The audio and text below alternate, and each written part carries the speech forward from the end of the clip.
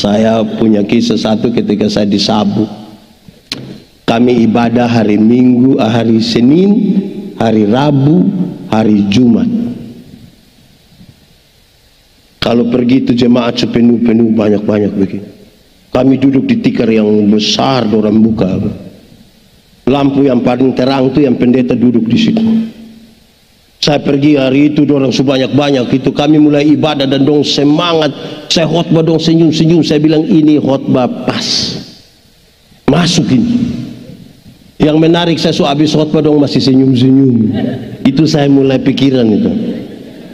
Dan saya tanya, jemaat, yuk, kenapa kamu senyum-senyum? Don tambah senyum lagi. Akhirnya saya tanya seorang diaken, Welmin Ceriu namanya. Saya bilang, tidak tahu. Kamu senyum-senyum apa? Dia ambil ballpoint satu, dia tulis cepat-cepat di satu kertas kecil. Dia bawa datang di saya penasaran sekali. Saya buka, ternyata dia tulis, maaf, Bapak Purosleting tidak tarik.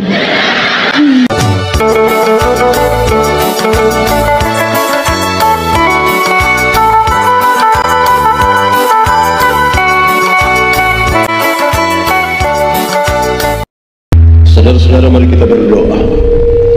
Ya Tuhan Allah, kami mohon kepadamu, kuatkanlah dan teguhkanlah iman kami, supaya waktu di mana kami belajar firman Tuhan, biar ini menjadi waktu yang paling baik buat kami. Kami berdoa, Tuhan jauhkan semua penggoda pencobaan, biar di dalam damai-Mu kami belajar firman Tuhan. Terima kasih banyak Tuhan, kami rindu pada firman-Mu.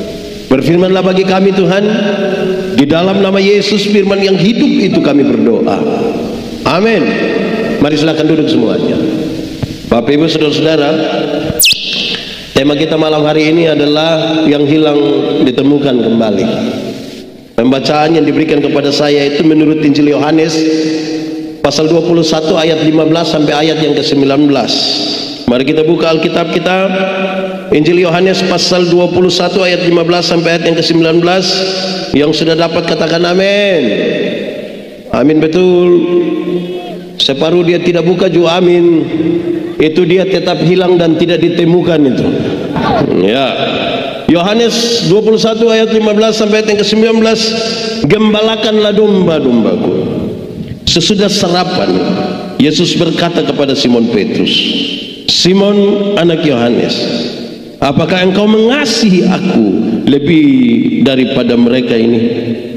Jawab Petrus kepadanya, benar Tuhan, engkau tahu bahwa aku mengasihi engkau. Kata Yesus kepadanya, gembalakanlah domba-dombaku. Kata Yesus pula kepadanya untuk kedua kalinya, Simon anak Yohanes, apakah engkau mengasihi aku? Jawab Petrus kepadanya, benar Tuhan, engkau tahu bahwa aku mengasihi engkau. Kata Yesus kepadanya, gembalakanlah domba-dombaku. Kata Yesus kepadanya untuk ketiga kalinya, Simon anak Yohanes, apakah engkau mengasihi aku? Maka sedih hati Petrus karena Yesus berkata untuk ketiga kalinya, apakah engkau mengasihi aku? Dan ia berkata kepadanya, Tuhan, engkau tahu segala sesuatu, engkau tahu bahwa aku mengasihi engkau. Kata Yesus kepadanya, gembalakanlah domba-dombaku. Aku berkata kepadamu, sesungguhnya ketika engkau masih muda, engkau mengikat pinggangmu sendiri dan engkau berjalan kemana saja kau kehendaki. Tetapi jika engkau sudah menjadi tua, engkau akan mengulurkan tanganmu dan orang lain akan mengikat engkau dan membawa engkau ke tempat yang tidak kau kehendaki. Dan hal ini dikatakannya untuk menyatakan bagaimana Petrus akan mati dan memuliakan Allah. Sesudah mengatakan demikian, ia berkata kepada Petrus, ikutlah aku. Demikian firman Tuhan. Berbahagia setiap orang yang mendengar firman, memelihara dan melakukan dalam hidup setiap hari. Shalom. Lebih kuat, shalom. Ada sukacita. Di luar juga aman, embun aman. Yakin. Saya tanda saudara-saudara punya keyakinan. Baik, saudara-saudara, panitia ini ada dalam panitia perayaan Paskah sesungguhnya. Acara ini dikaitkan sekali dengan Paskah dan pembacaan ini di masa raya di mana Tuhan Yesus menampakkan diri kepada banyak orang, termasuk juga kepada murid-muridnya. Saya di masa Paskah ini ada 3 pertanyaan yang selalu saya bertanya ketika saya berkhotbah. Dan pertanyaan ini saya kira baik untuk kita sekalian, karena ini kita merayakan Paskah untuk kesekian kalinya. Yang pertama, kedua, saudara boleh jawab. Pertanyaannya gampang-gampang, tapi yang ketiga tidak usah jawab. Pertama, apakah saudara percaya kepada Tuhan Yesus? Amin. Benar-benar percaya. Kedua, apakah saudara percaya pada kebangkitan Tuhan Yesus? Yakin. Berarti kebangkitan itu ada dan saudara meyakininya. Amin. Oke, ketiga, lalu apakah kebangkitan Yesus telah membaharui dan merubah hidupmu? Itu yang tidak usah jawab. Itu yang perlu direnungkan saja. Apakah kebangkitan Yesus itu memberi pengaruh kepada kehidupan kita? Dan pengaruh itu adalah pengaruh yang baik, supaya mereka yang hilang itu kemudian ditemukan kembali. Itu pertanyaan gampang dijawab, saudara. Tapi apakah serius kita melakukannya? Belum tentu. Saudara boleh renungkan, ada berapa tahun, berapa kali sampai dengan tahun ini saudara merayakan Paskah? Ada berapa banyak kali? Lalu apakah perayaan-perayaan Paskah dan kebangkitan Kristus itu memberi pengaruh positif pada hidup kita? Kalau dia tidak memberi pengaruh apa-apa, yang hilang akan tetap hilang. Dia tidak akan pernah ditemukan kembali. Saudara-saudara, kita menjalani masa Covid cukup lama, hampir 3 tahun tidak ada perayaan. Tahun ini perayaan banyak di mana-mana. Anak-anak dong pawe, mantap tuh. Ada yang peran jadi Yesus. Ada yang jadi prajurit. Yang prajurit dan penjahat itu tidak pakai latihan. Dong menjiwai sekali itu, berani itu. Saya tidak tahu mereka sudah ditemukan kembali atau belum. Ini pemuda-pemuda rayon berapa? Rayon 3 kah? K3T ini. Ini rayon berapa? Teritori 3. Teritori 3 K3T. Saudara main drama kok. Ada sempat jadi penjahat. Sempat jadi serdadu dong, pernah kok. Sudah ditemukan kembali. Tagal peran mabok ini yang dong mabok betul-betul. Dan sampai hari ini dong masih mabok juga. Betul. Itu pemuda dong ada di sini. Itu yang dari jemaat mana? Nah, ini nih yang harus ditemukan kembali. Sebab kalau tidak bermasalah, saudara-saudara, itu bukan saja bagi pemuda, bagi kita para pendeta, bagi orang tua, bagi semua orang yang bekerja di gereja. Apakah kita benar-benar telah ditemukan? Itu bagian pertama untuk kita renungkan. Kedua, saudara, seberapa mahalnya satu jiwa yang ditemukan kembali? Tipu harga seberapa mahal? Saya ingat satu kisah dalam kitab, dalam Injil Markus. Ada satu waktu Tuhan Yesus pergi ke Gerasa, berjumpa dengan satu orang yang kerasukan roh jahat, legion. Kalau dia kerasukan roh jahat, yang legion itu berarti roh jahat kira-kira ada 6.000 roh jahat. Saudara bayangkan, kita pun teman majelis yang hanya satu roh jahat di depo otak saya, kita pusing. Ini 6.000. Itu orang itu jahat bagi orang lain dan juga jahat bagi dirinya sendiri. Waktu Yesus baru turun dari perahu itu, roh jahat ini bilang kepada Tuhan Yesus, "Saya Yesus, anak Allah yang hidup. Apa urusanmu dengan kami?" Rupa-rupanya roh jahat ini mengenal Yesus, mengenal nama Yesus. Refleksinya ringan. Kalau saudara baru mengenal nama Yesus, belum beda dengan roh jahat. Karena roh jahat juga mengenal nama Yesus dan ketakutan terhadapnya.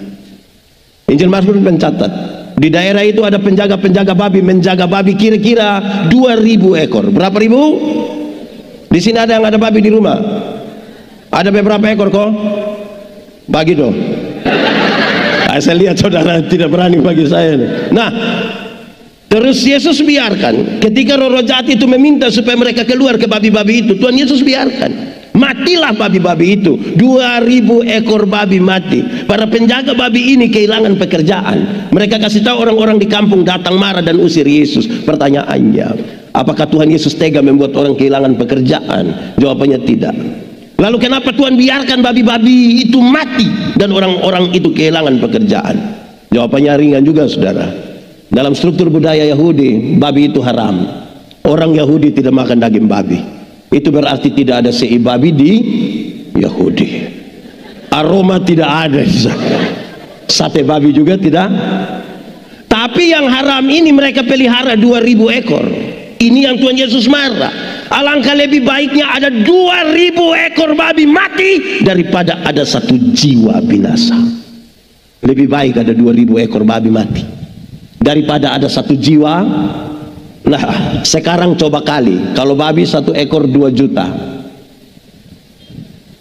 Itu babi su agak remaja toh. Kalau dia masih anak-anak kan dia 1 juta, 1.250.000. Kalau sudah 2 juta berarti babi. Kalau babi 1 ekor 2 juta, maka 2000 ekor harga itu babi berapa? 2000 kalau 2 juta kali 2 juta, 2000 kali 2 juta. Omong. Ini yang sekolah jam berapa dong ini? 2000 kali 2 juta susah jawab. 2000 kali 2 juta berapa? 4M. Harga 1 orang gila itu di hadapan Yesus waktu itu. Jadi kalau ada terhilang yang didapatkan kembali, kalau pakai bilangan, pakai waktu itu, kalau 1 ekor 2 juta ada 4M waktu itu. Pertanyaan lebihnya adalah, dan siapakah orang gila itu? Siapakah orang gila itu? Ya, orang gila itu kemungkinan besar adalah suamimu. Orang gila itu kemungkinan besar adalah istrimu. Orang gila itu kemungkinan besar anak-anakmu. Orang gila itu kemungkinan besar mertuamu. Kenapa? Saya pakai contoh ini di mana-mana. Saudara tahu ada ibu-ibu itu dia cantik-cantik tapi pergi ke gereja jalan sendiri. Terus pendeta tanya, "Mama, pun cantik lai, teh bapa." Waktu pas bilang teh bapa cuma teh, ih tahu sendiri teh. Ini tanda apa?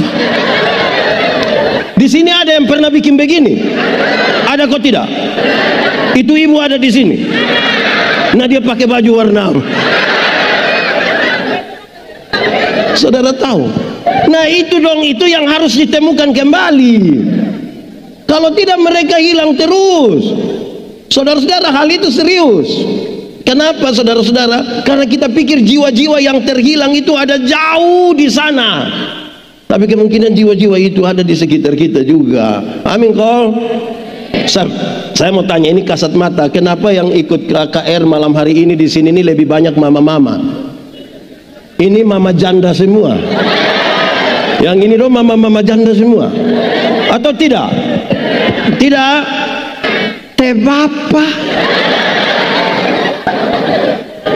Tahu bapak begitu, kenapa ambil resiko dem?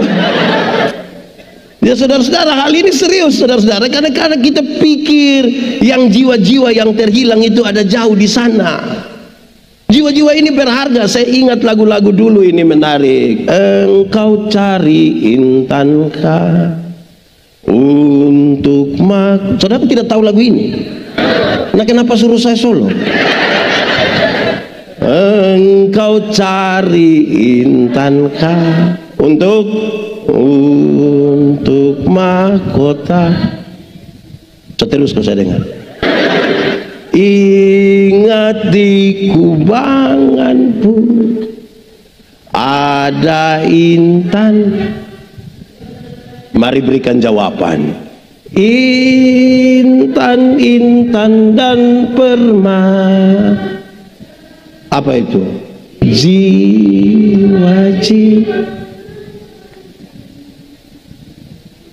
biar untuk mahkota. Saya dengar yang menyanyi ini yang orang tua, anak muda dong tidak menyanyi. Kamu maksud apa dengan kami yang tua-tua? Anak muda dong lagu begini dong tidak menyanyi, tapi kalau yang wongkong ini itu dong menyanyi.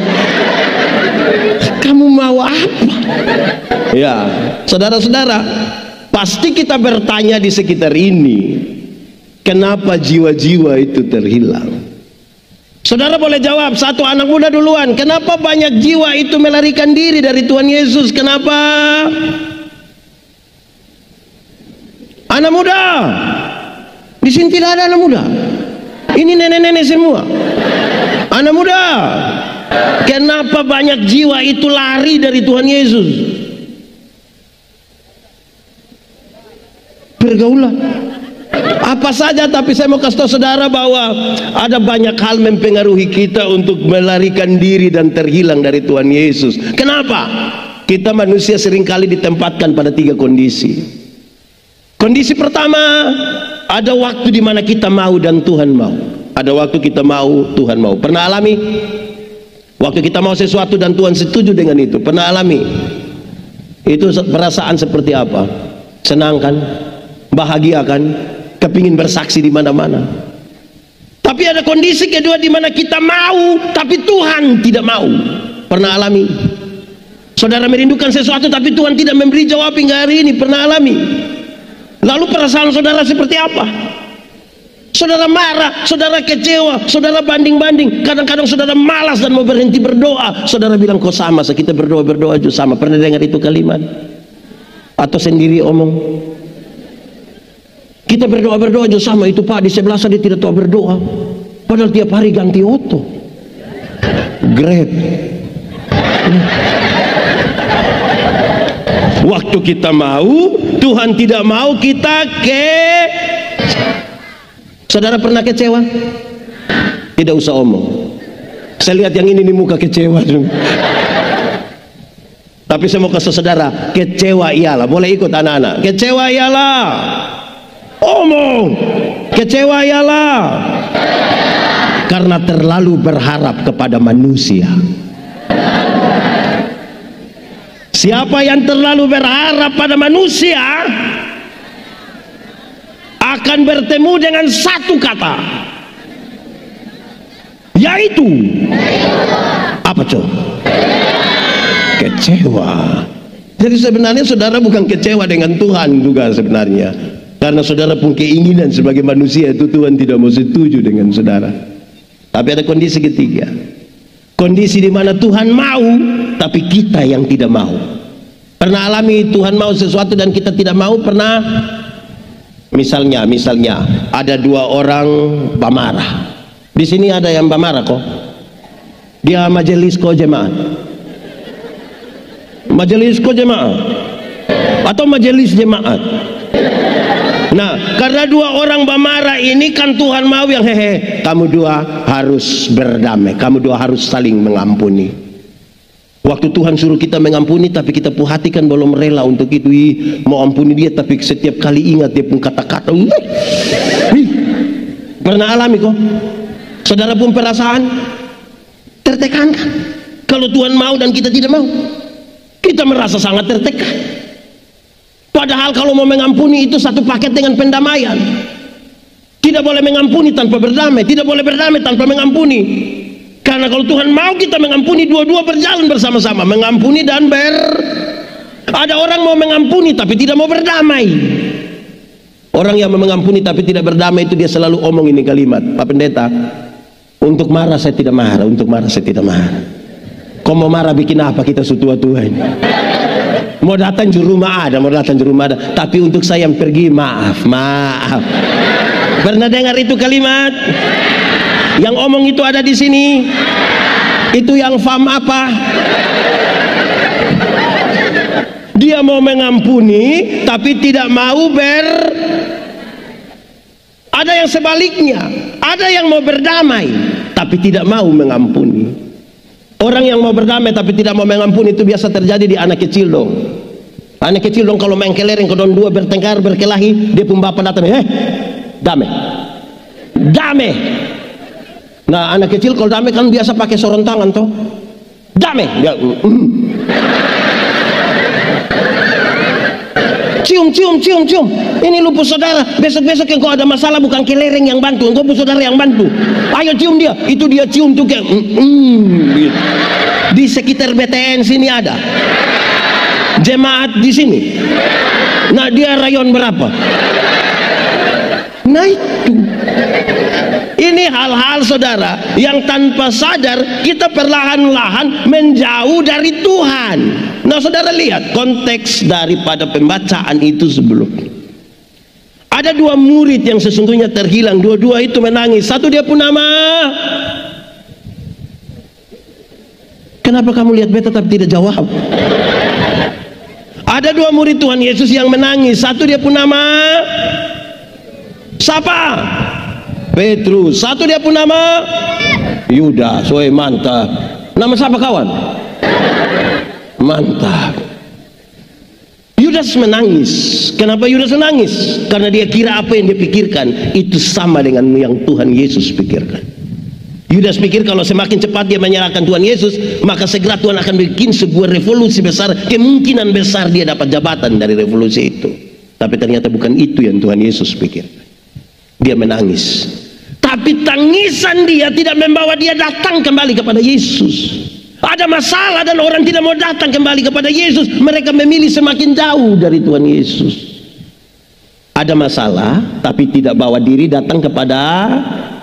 Di sekitar sini ada yang masalah dan tetangga ada, dan kakak-kakak, adik-adik, ipar-ipar, mama mantu, bapak mantu.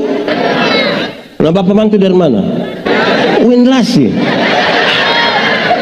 Kita ini menikah dengan siapa tapi bapak mantu mesti winlasi kan? Atau di sekitar BTN ini ada yang masalah dengan petugas koperasi? Ada. Itu koperasi harian atau mingguan? Nanti saya kasih orang tidak usah datang lagi. Ada orang punya masalah tapi tidak mau datang kepada Tuhan Yesus. Ini yang terhilang. Petrus menangis. Kenapa Petrus menangis? Karena dia tidak mampu melakukan sesuatu yang sebenarnya bisa dia lakukan. Itu yang membuat dia menangis. Kan hanya pertanyaan, apakah engkau biasa bersama-sama dengan Yesus orang Nazaret ini? Menurut saudara Petrus bisa jawab atau tidak? Tapi itu yang dia tidak lakukan. Itu yang membuat dia menyangkal. Dalam konteks menyangkal Petrus ada tiga hal yang terjadi untuk kita nilai kita jangan-jangan adalah terhilang dari hal-hal ini. Satu, Petrus baru beberapa jam lalu katakan, Yesus, aku akan mati bersama-sama dengan engkau. Tapi ketika Yesus ditangkap di Getsemani, dia pun melarikan diri. Waktu Yesus ditangkap di Getsemani, dia dibawa ke mana? Waktu Tuhan Yesus kena tangkap habis, dia dibawa ke Yesus dibawa ke, ini terhilang ini kalau begini. Waktu Tuhan Yesus kena tangkap dibawa ke wah, ini harus tahun depan bikin cermat Alkitab lain.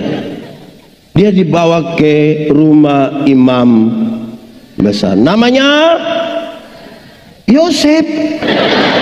Dia punya nama siapa? Oh, Kayafas. Dia dibawa ke sana. Petrus datang sambil mengamati Tuhan Yesus pun keadaan.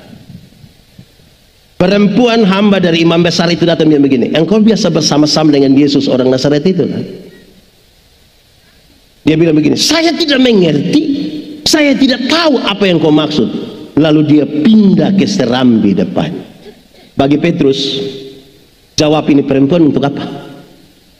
Yang paling penting bagi Petrus adalah melihat keadaan Yesus, bukan memberi jawab pada perempuan ini. Sangat logis. Daripada jawab ini perempuan, lebih baik saya pindah tempat. Ayam berkokok pertama kali di situ, dan Yesus sebut ini sebagai sebuah penyangkalan. Apa yang mau bilang? Yang saya mau bilang, ada banyak orang merasa kehidupan sosial tidak penting. Yang penting hubungan dia dengan Tuhan aman. Biar bakalai dan tetangga itu tidak apa-apa, bakalai dan mama mantu itu tidak apa-apa, bakalai dengan sesama pelayan itu tidak apa-apa, bakalai dengan sesama ini orang-orang yang ada di dalam gereja tidak apa-apa. Yang penting dengan Tuhan aman. Ini sebuah penyangkalan. Saya tegur seorang ketua persekutuan doa. Saya bilang dia, engkau berhenti berkhotbah. Dia bilang, kok kenapa berhenti berkhotbah? Dia bilang, kok Bapak kena berhenti? Kenapa Bapak belum begitu? Saudara tahu, dia itu piara babi. Tahu babi? Babi itu. Dia piara babi, terus pembuangan ini babi. Yang ini babi pun kotoran kau buang keluar. dia buang pi tetangga sebelah yang tidak seiman dengan dia. Menurut saudara Tuhan Yesus mana ajar kita begitu? Tiap hari sedikit-sedikit bilang darah Yesus berkuasa, sedikit-sedikit bilang Yesus tolong, tapi tindakan itu memberi pengaruh buruk di sekitar lingkungan di mana dia ada. Ini termasuk dalam bagian orang yang terhilang karena dia memberi penyangkalan terhadap Tuhan. Kalau Anda dikenal dunia sebagai milik Tuhan, maka Tuhan Yesus mesti kelihatan di dalam hidupmu. Mau bagai apa? Tiap hari khotbah tentang kasih, tapi istriku ini babangka terus.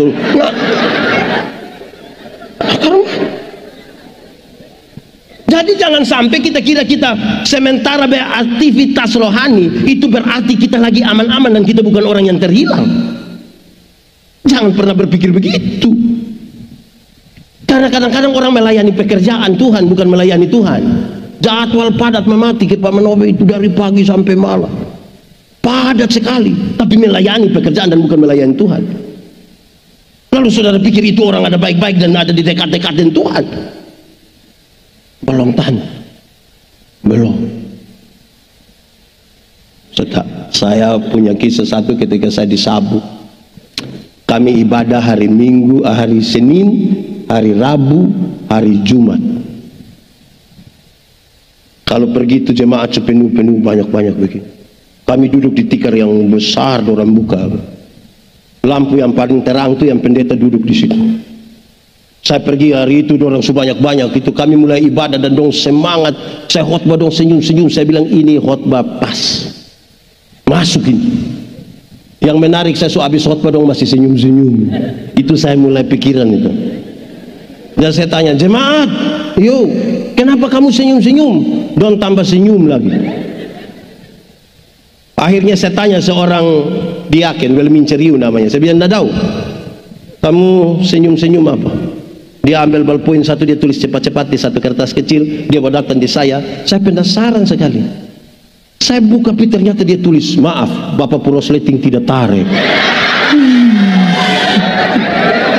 Saya kayak mau cek ke dia itu.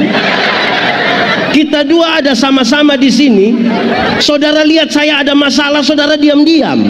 Saya mau tanya saudara, tolong jawab jujur. Menurut saudara tadi dompu ibadah ada aman? Ibadah ada aman? Oh, kok kenapa? Karena ada sesuatu di antara mereka yang mereka tidak bereskan. Saudara tahu ketika Yesus bicara tentang pengampunan, Tuhan Yesus bilang, engkau bawa persembahan, bawa datang sampai di altar. Kalau engkau teringat saudara membuat salah, kasih tinggal di situ, kembali berdamai dan dia baru datang. Jam pencitraan. Ketemu sengaja senyum seolah-olah tidak ada masalah. Aduh Susi, padahal ini juga bagian dari manusia terhilang, harus ditemukan kembali. Kadang-kadang kita pikir kita terlalu rohani. Itu pertama. Kedua, perempuan ini pergi melihat Petrus ada di serambi. Dia bilang kepada orang-orang yang ada di situ, orang ini biasa bersama-sama dengan Yesus. Di pertanyaan pertama, waktu penyangkalan pertama, Petrus jawab dan pindah. Kedua, Petrus tidak pindah. Dia tetap duduk di situ seolah-olah dia mau bilang begini, lu pembawa, Anda sopan saya hargai, Anda tidak sopan saya layani. Apa yang kurang? Dia bilang, mantap toh. Di penyangkalan pertama saudara, dia memilih memutuskan hubungan dengan manusia. Dia rasa yang penting hubungan dengan Tuhan aman. Penyangkalan kedua, dia tidak ada keputusan, sekarang tergantung dengan perempuan. Jadi kamu pemaaf. Hidup itu kalau tidak ada keputusan, itu paling cepat untuk mengingkari iman. Harus berani punya sikap. Kalau tidak ada sikap sama sekali, cepat terpengaruh.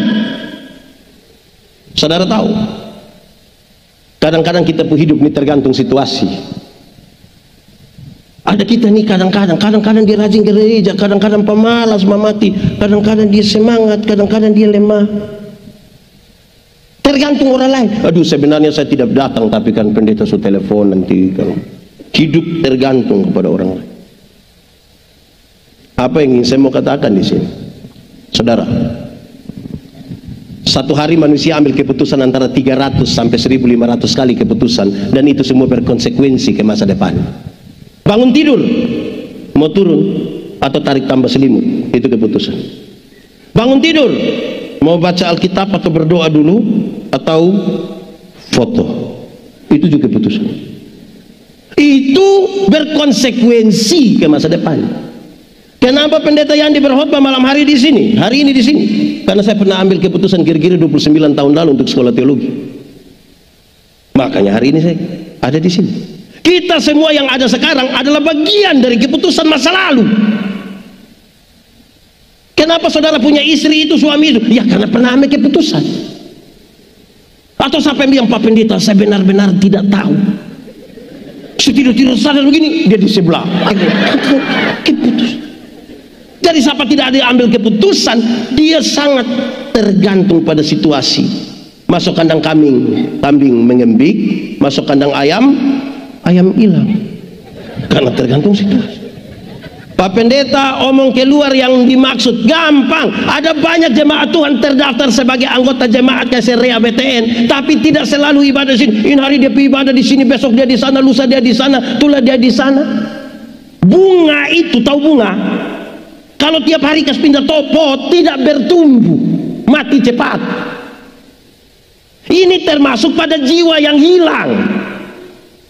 Nanti dia mati baru kita pusing, pendeta mana kubur. Yang di sekitar sini juga ada. Itu orang dong di sini.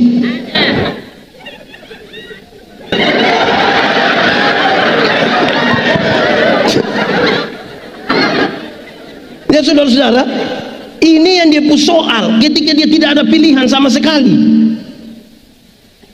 Kalau saudara rindu bertumbuh, harus ambil keputusan mau berjemaat di mana. Yesus, Tuhan, sampai di situ.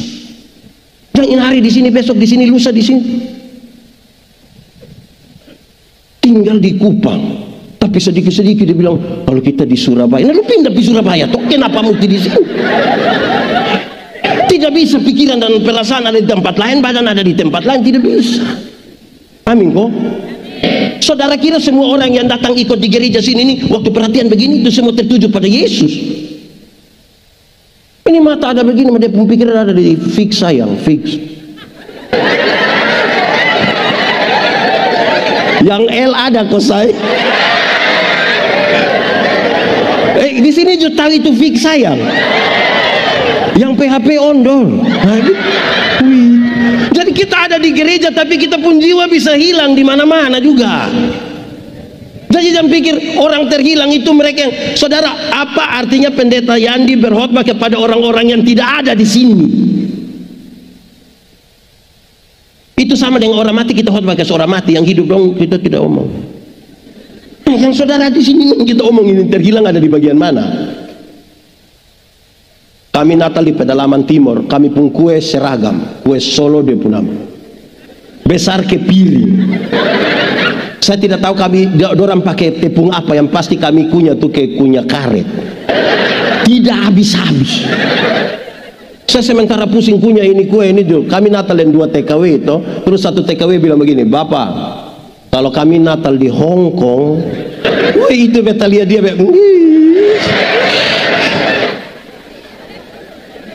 yang satu bilang, Bapak, kalau kami Natal di Macau, oh, ini kita di Timur. Yang engkau harus lakukan adalah bahwa itu Hong Kong datang, kalau tidak kamu dua berangkat ke Hong Kong. Tidak baiklah hidup banding-banding begitu, ini manusia terhilang ini. Saya mau tanya ibu-ibu dulu, ibu-ibu senang kalau suami banding ibu-ibu dengan ibu-ibu lain. Sebentar pulang dari sini terus suami bilang, Mama, ya kenapa Mama tidak sama dengan ibu di sebelah? Kan pasti mau lu pindah ibu di sebelah. Itu kedua. Ketiga, saudara, orang-orang banyak yang melihat Petrus itu, dia bilang begini, engkau pasti salah satu dari mereka, apalagi engkau orang Galilea. Lalu Alkitab berkata, pada waktu itulah Petrus mulai mengutuk dan bersumpah, aku tidak kenal orang yang kamu sebut-sebutin.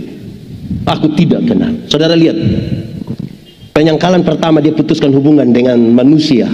Dia menjaga, dia berdasar. Penyangkalan kedua, dia tidak ada pilihan sama sekali. Penyangkalan yang ketiga, dia memilih memutuskan hubungan dengan Tuhan Allah. Yang penting relasi dia dengan saudara-saudara itu baik. Kompromi. Saudara tahu berapa banyak kali kita tuh lebih memilih untuk memutuskan hubungan dengan Tuhan. Kita pun anak katekesasi dong, ini kan dong ikut katekesasi terus pasti di baru di Kaserea ada sidi kok tidak? Berapa orang? 58. Coba dengar waktu dong jawab itu. Itu kayak bongkar mana kok? Tanya bilang, apakah jawabmu? Itu dong kayak sengaja bikin kayak CD-CD itu. Apakah jawabmu? Iya, saya percaya Nana. Dalam pengalaman pelayanan sejawab dramatis begitu. Nanti 6 bulan kemudian dia datang dengan dia pun bapak mama datang terus, dia bilang, Pak Pendeta, Mam Pendeta, tolong kita dulu. Tolong apa? Tolong beta dulu. Tiap hari tolong lusa. Kenapa? Terus dia bilang begini, Pak Pendeta dan Mam Pendeta, kita sunika dinas sang. Tahu sendiri nikah dengan aparat nih yang. Dong sana bisa pindah, hanya kita yang pindah. Terus dia pun bapak bilang, namanya anak semua begitu, kita mau bilang apalah yang. Dia pun mama bilang, kita orang tua ini kan tugas kita hanya urusan. Sudah terakhir kami pendeta-pendetanya bilang, hoang. Jadi jarak antara pengakuan dan penyangkalan kita tuh tipis-tipis saja. Soal cinta kita bisa lupa buang Tuhan Yesus. Nah, karena ada yang majelis jemaat yang dia datang kok jawab, apakah jawabmu? Dia jawab habis itu yang dia supi. Nanti pasca kemarin baru dia sampai. Nanti dia tunggu Natal lagi, dia sampai lagi. Baru dia ketua kegiatan. Hai, kayak apa kuat? Menurut saudara ini orang terhilang atau bukan terhilang? Apa dong tahu? Kita ini kayak apa kok? Nona-nona, menikahlah dengan laki-laki yang takut Tuhan. Dia akan membawamu memuliakan Tuhan. Makanya ajak dia ikut ibadah pemuda. Memang agak berat tapi ajak saja. Kak ibadah DBI, kakak ibadah. Ibeta hanya antar, kakak ibadah. Kalau nanti dia sudah mau kasih tau dia ada kue. Siapa tahu pas itu. Ada yang pi ibadah tuh karena ada kue. Menurut saudara dia terhilang, kok sudah ditemukan. Bapak mama, jangan omong terlalu jauh-jauh kok. Botong bikin syukuran di sini, undang tetangga-tetangga dong. Dong tahu ada ibadah. Mama bilang di bapak Mar sudah masih ibadah. Pernah dengar itu kalimat? Di Kaserea sini ada. Siapa pu suami? Coba siapa pu? Itu kita pu soal. Saudara kira ini ada baik? Bapak mama dong, anak-anak. Sebagai pendeta ini kadang-kadang saya juga heran. Kenapa? Kalau ada orang bikin syukuran itu, waktu ibadah orang sedikit, pas makan.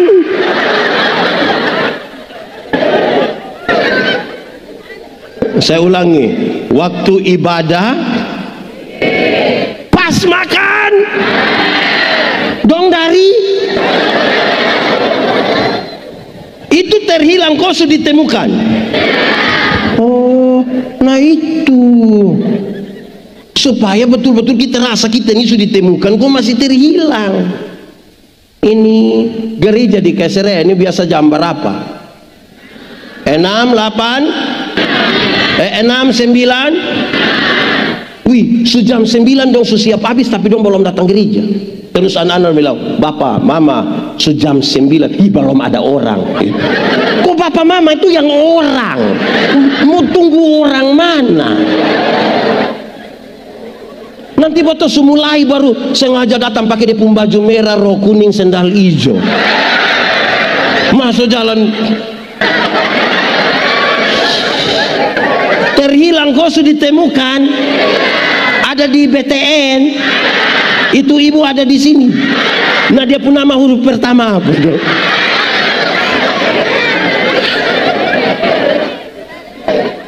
Nah, saudara-saudara, ini penyangkalan ini. Kemudian sekarang Tuhan Yesus tanya, ini 3 hal terjadi nih. Teks ini memberi pertanyaan. Ketika Tuhan Yesus bilang, Petrus, apakah engkau mengasihi aku?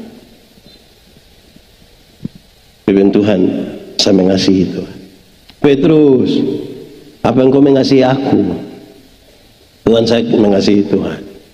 Petrus, apakah engkau mengasihi aku? Tuhan tahu saya mengasihi. Tuhan, ini saya mau omong karena mana? Kau Tuhan tahu berapa hari lalu saya baru menyangkal Tuhan ini.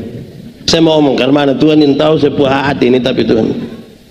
Nah, Tuhan bilang, Petrus, gembalakanlah domba-domba.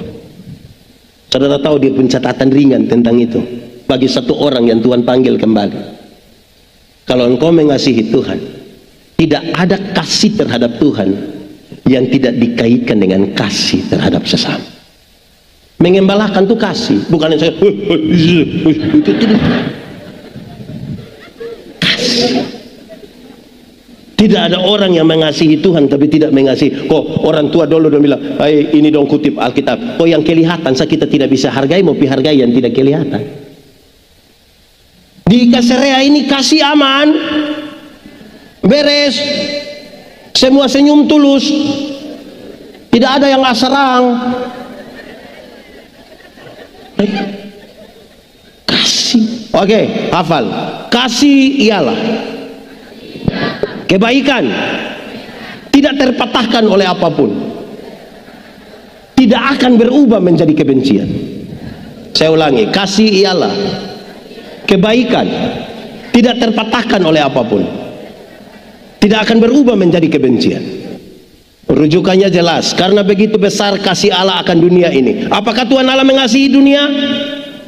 Lalu apakah dunia mengasihi Tuhan Allah? Tidak. Karena dunia tidak mengasihi Tuhan Allah, apakah Tuhan Allah berhenti mengasihi dunia? Apakah Tuhan Allah membenci dunia? Saudara lihat sekarang, kasih tidak terpatahkan oleh apapun, dan dia mencari mereka. Oke, saya konfirmasi. Saudara lihat kasih yang tidak terpatahkan. Ibu-ibu, melahirkan itu sakit kok? Tidak. Terlalu sakit. Baik melahirkan normal atau abnormal tetap sakit. Iya toh. Sesar itu kan abnormal. Yang normal itu kan muku. Waktu mama dong sakit melahirkan itu kan suami dong hanya dari luar. Kau bilang Yesus, tapi kan cuma su bilang Yesus, le dong bayangkan kira-kira anak muka ke siapa kan?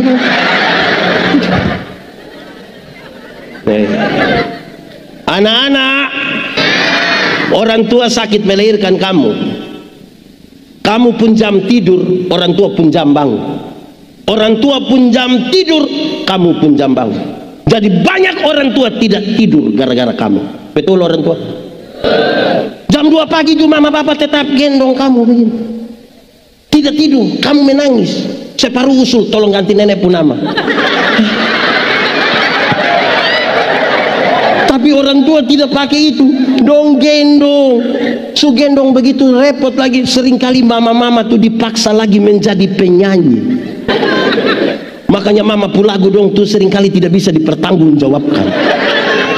Kalau tidak bobo digigit, padahal justru kalau anak bobo itu baru nyamuk gigi. Kalau anak ada lari-lari nyamuk mana mau pergi gigi. Oke, anak-anak, orang tua ajar kamu omong tuh satu-satu suku kata. Ma, pa. Tapi sayang ketika kamu mulai lancar omong, ternyata kamu tidak suka omong dan kamu pun bapak mama. Betul? Kamu lebih suka omong deng? Dong suka omong deng? Nah, gotong sulati dong omong setengah mati, subesar beli kes dong HP, ternyata dong tidak suka omong deng kita. Pertanyaan buat bapak mama tolong jawab dengan sangat semangat. Siapa suruh kas makan dong? Siapa suruh kas makan dong? Coba kasih tahu saya. Karena apa coba? Karena apa? Kasih tidak terpatahkan kan? Padahal kita belikan, hei, kamu pu HP itu utang. Tapi habis kamu. Tapi bapak mama tetap kasih makan dong toh. Anak-anak, orang tua latih kamu jalan tuh satu-satu langkah, pegang di tangan baru bilang ta, te. Ah, itu jalan belakang itu. Tapi ketika kamu mulai lancar jalan, su bisa jalan, su SMP, SMA, ada suka jalan dengan bapak mama? Dong lebih suka jalan deng? Nah, siapa suruh kasih dong kamar satu di rumah? Coba, kenapa coba? Kirim dong pi Surabaya ke sekolah. Anak-anak, orang tua pu harapan tuh sangat besar di kamu.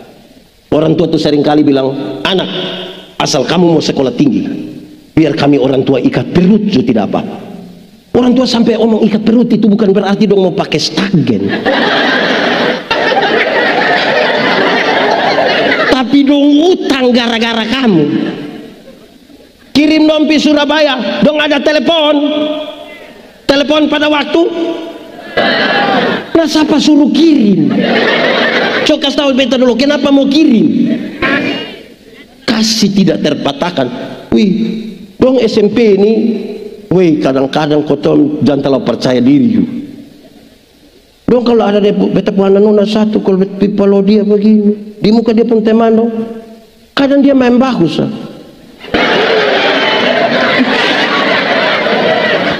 Wih, tapi beta tetap kasih makan kok tidak?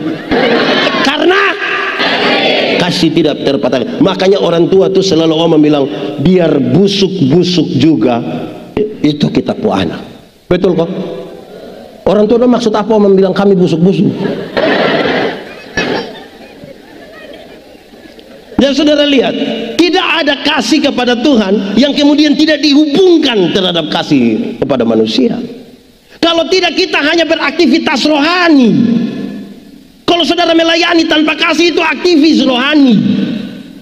Jangan kasih takut kita dan jadwal-jadwal yang padat-padat kalau kasih terputus di situ. Tidak ada kasih yang tidak bisa memaafkan seseorang. Namanya kita ketemu orang tiap hari itu kan, siapa yang pun tugas mau puas kita terus. Kecewa kita dengan satu dua orang pun tindakan. Hanya kasih yang besar itu. Ingat, kasih menutupi banyak sekali dosa. Karena kasih yang besar itu kita mau membuka kita punya hati. Saudara-saudara, itu serius bagi kita. Mari kita lihat lebih lanjut dalam teks ini. Salah satu tema utama dari kebangkitan itu adalah pemulihan relasi. Petrus baru beberapa hari yang lalu menyangkal Yesus. Dan sekarang kebangkitan itu memulihkan relasi Yesus dengan dia. Pemulihan itu terjadi ketika mereka makan sama-sama. Petrus, apakah engkau mengasihi aku lebih dari ini semua kok? Lebih dari ini roti, ikan gargahing, ikan kuah asam, dan ikan fauzi? Itu pertanyaan penting. Petrus, apa engkau mengasihi aku lebih dari ini makanan-makanan? Sebab kadang-kadang tagal makanan saja orang bisa lupa bukan Tuhan. Hei Petrus, apakah engkau mengasihi aku lebih dari mereka semua yang ada di sini? Di situ ada Yakobus, kau Andreas, kau. Apa engkau mengasihi aku lebih dari dorang? Kenapa? Karena manusia kita berhenti mengasihi Tuhan. Apa engkau mengasihi aku? Pemulihan itu terjadi di tempat di mana mereka makan bersama-sama. Ada sibuk-sibuk di kota, ma tolong kau saatnya duduk kau makan sama-sama deh, isi dan suami dulu, deh anak dulu. Bisa kok? Nama siapa lagi sayang? Nama siapa lagi?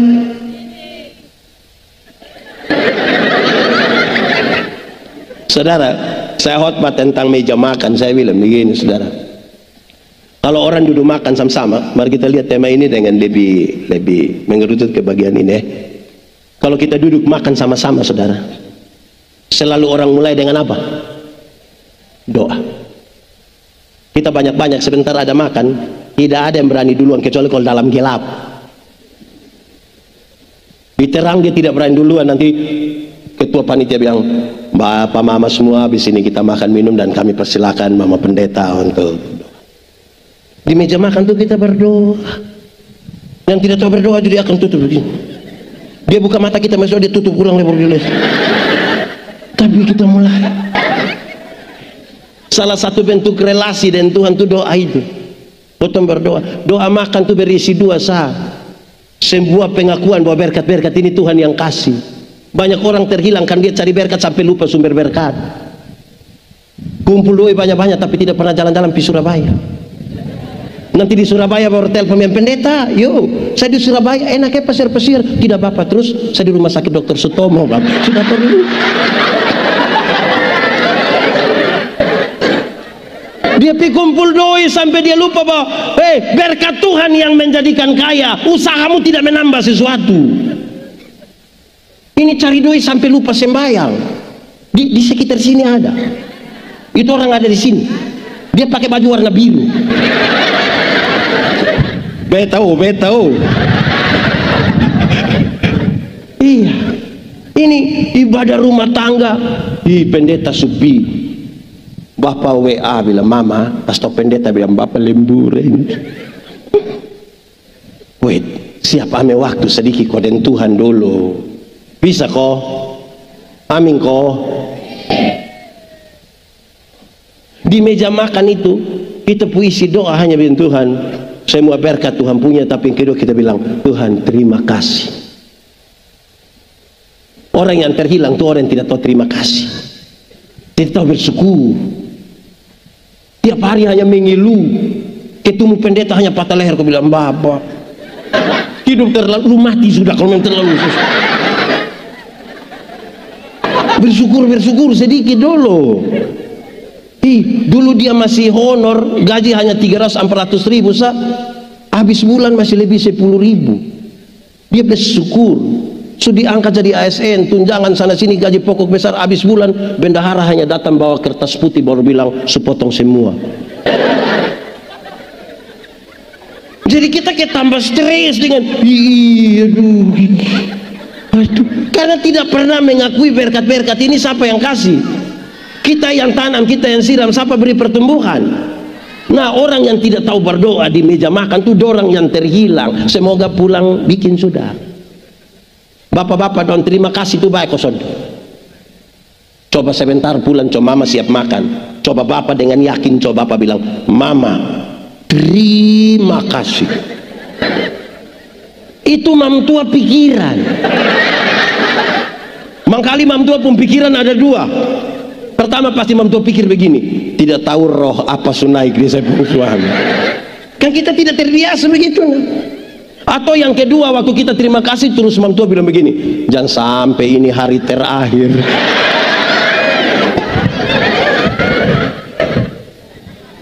Ya toh, kita ditemukan. Satu, di meja makan itu kita berdoa. Kedua, di meja makan kita apa coba? Di meja makan kita apa coba? Oh, makan. Akan jadi masalah kalau di meja makan tidur. Bapak Ibu, apa yang ingin beta katakan di sini? Kadang-kadang kita hilang lenyap di tengah-tengah keramaian. Kadang-kadang nih saudara, orang tidak bisa bedakan mana kantor, mana rumah, mana jalan. Pakaian yang harus pakai di kamar tidur pun dia pakai datang di gereja. Kita yang di muka yang kita dipusing. Tempatkan diri, dimakan ya makan, jangan bikin barang lain. Ada masalah rumah, urus di rumah, jangan urus di kantor. Jangan taruh di Facebook. Kita pas taruh begitu, separuh nanti pun komen bilang kenapa saya?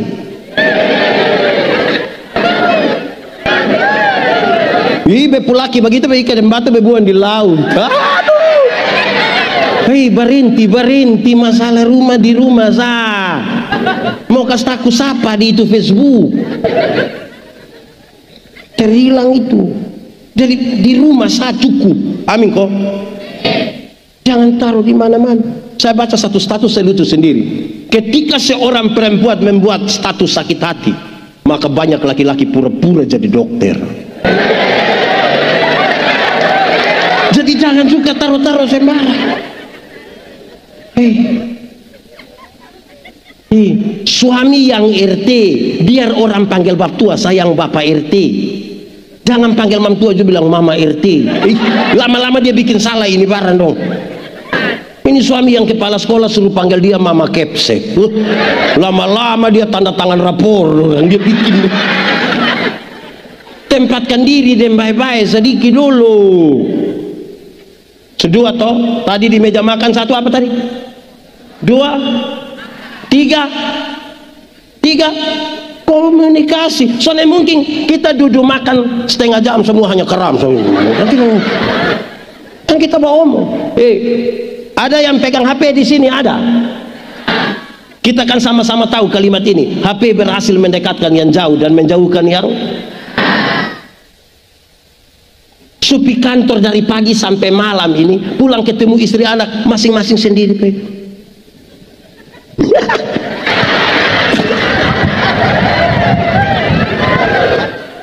Lama-lama kita gila.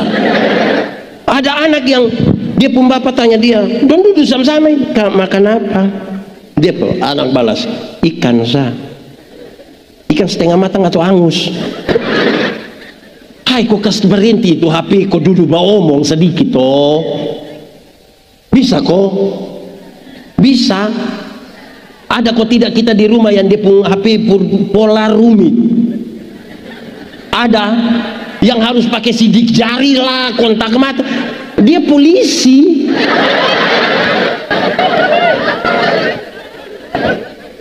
Coba setengah buang itu HP kok omong sedikit deh istri. Puji sedikit itu istri. Mama supi salom baik-baik. Bapak omong apa kok? Mama supi datang rambut sebagini lah, suleging lah, sudah dalam begini-begini. Omong apa kok? Mama, iya sayang. Mama macam mahasiswa. Terus mam tuh bilang, papa nih mahasiswa apa? Mahasiswa DO. Komunikasi.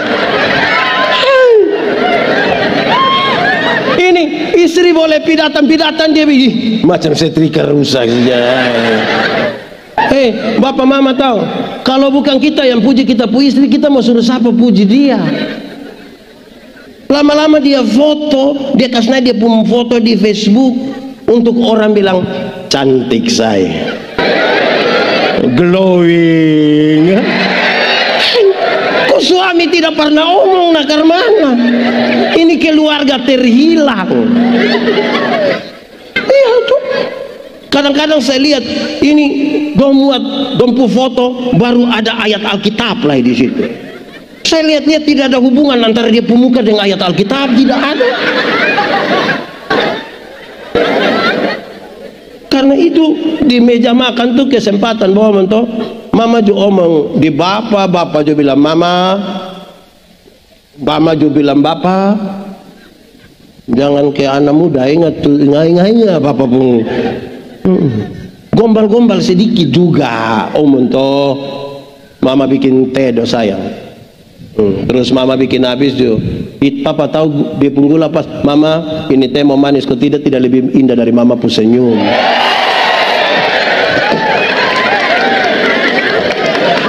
Omong ame sedikit.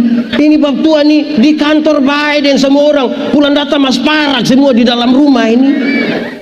Ini mama donjo satu. Bab tua datang tanya, mama makanan di mana? Bapak kalau sampai tanya begitu bukan karena bapak tidak tahu meja makan di mana. Kok bab itu meja makan juga yang beli? Tapi kalau bapak sampai tanya begitu, mama makanan di mana? Itu karena laki-laki juga ingin dimengerti.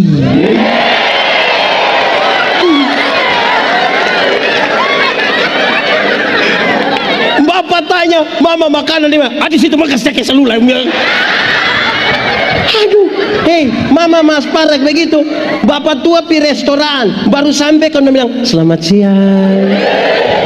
Kenapa terlambat?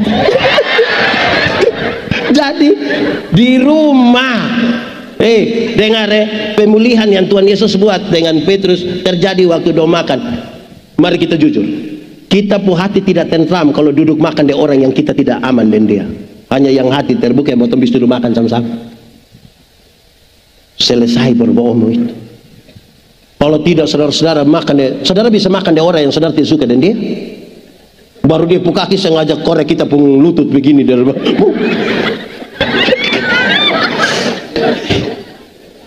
itu kayak kita apa kok?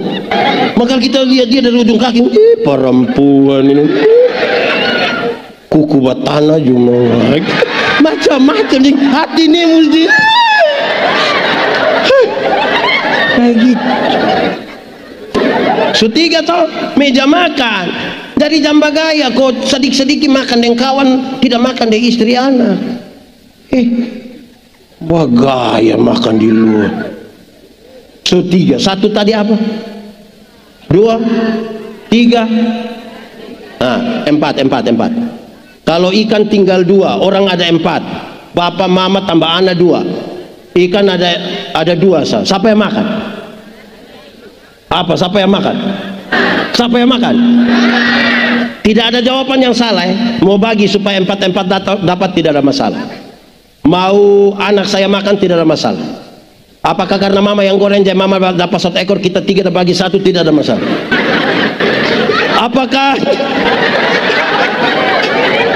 Apakah karena bapak sakit jadi bapak ambil 2-2, kita tidak ada masalah?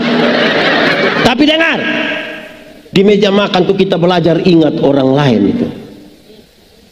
Belajar ingat orang lain.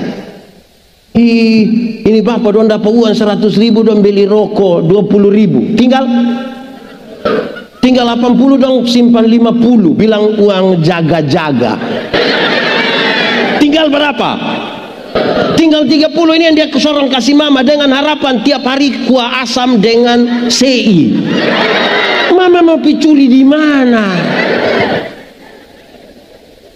Menurut saudara ini bapak ini ada terhilang, khusus ditemukan. Beli rokok isap sendiri, tidak bagi mama.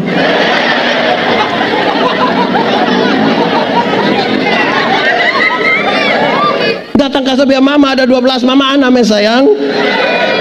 Jangan terlalu egois lah. Ingat orang. Ada ayam 1 tuh, kadang-kadang kita orang tua ini juga terhilang. Nanti bunuh ayam yang di rumah itu bapak yang dapat dia pu dada, dia pu paha. Anak dapat dia pu kuku dan kepala. Baru dia pu mama omong 2 hal, itu papa pu ayam sayang. Ay sayang, itu isap-isap dia pu kuah enak ya. Apa mau apa lagi? Di sini ada bapak begitu. Itu dia pu istri ya, mana itu? Atur salah itu. Itu hanya di meja makan. Saudara lihat, itu pemulihan serius itu. Saudara, apa artinya kita suami istri tapi hanya di pakaian seragam sah? Kau nanti pi pesta baru sengaja datang yang selong.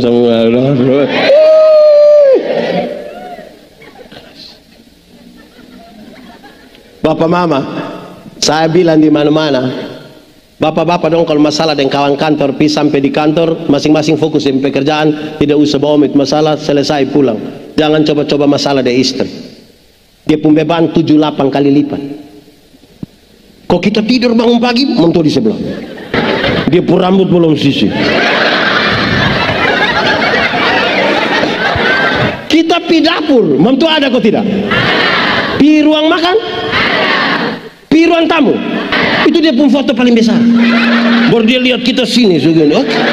Berani bertengkar dan dia, kita tidak aman. Pulihkan kita pun relasi, karena tidak mungkin kita bilang kita dan Tuhan aman sementara dengan istri tidak aman, tidak bisa. Dengan anak-anak itu toh orang kalau keluarga aman itu dalam berpegang tangan. 5, saya melayani di Sabut toh, makan di Amukelaga, rumah dek.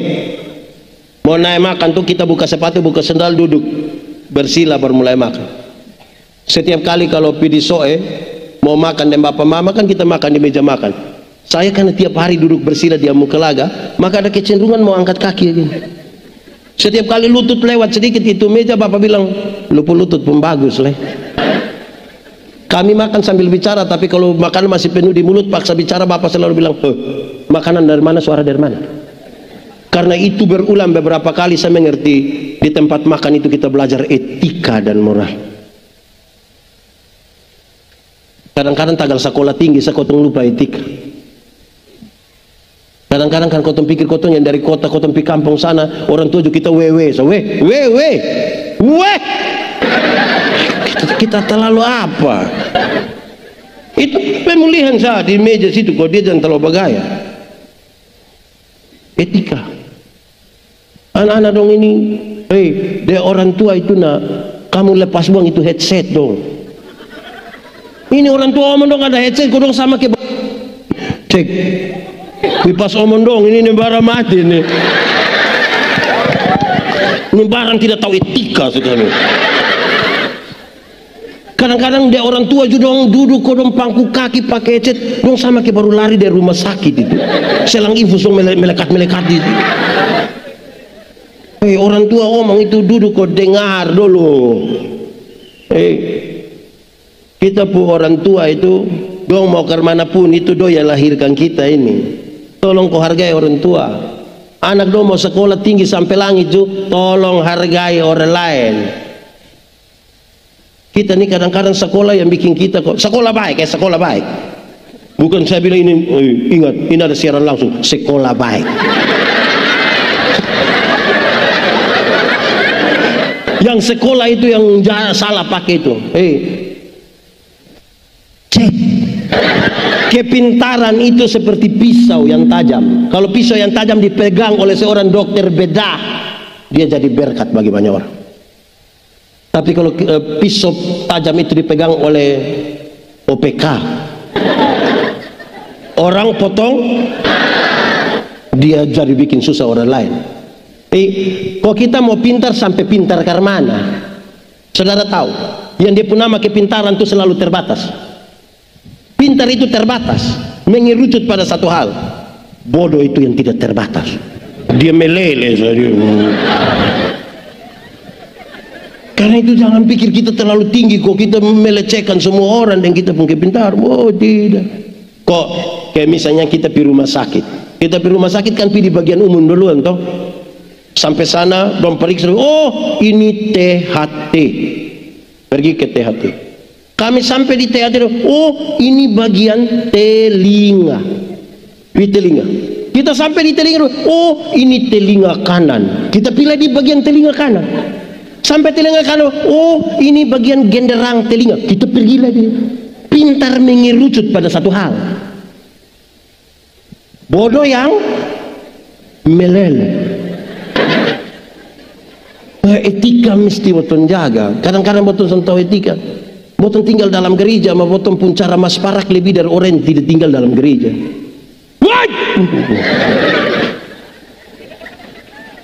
Pak Pendeta mas parak tidak, Pak Pendeta kaget. Ya saudara-saudara, mereka yang terhilang, mari kita mulai dari kita dulu. Nanti baru perlahan-lahan kita pergi cari mereka yang tidak kenal Tuhan, yang kita rasa mereka halaik semua. Tapi mulai dari kita yang ada malam hari ini di sini menyempatkan waktu, jangan sampai kita sementara hilang. Tapi kita punya kerohanian seolah-olah besar.